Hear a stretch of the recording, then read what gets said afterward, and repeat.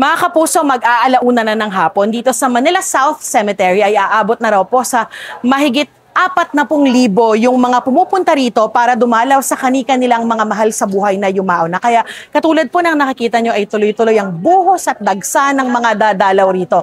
Kaya rin mahigpit yung pag-iinspeksyon ng mga otoridad dito sa entrance ng sementeryo.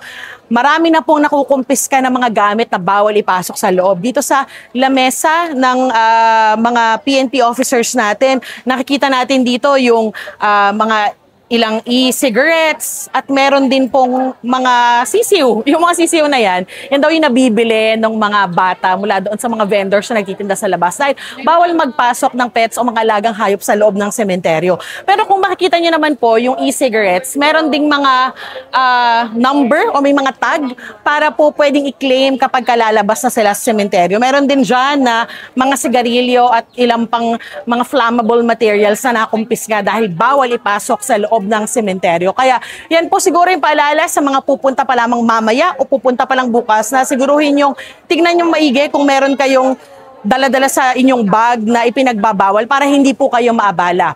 Yan ang latest mula rito sa Manila South Cemetery. Patuloy po kayong tumutok sa official Facebook and YouTube pages ng GMA Integrated News at GMA Regional TV para sa special live stream coverage ng Undas 2025.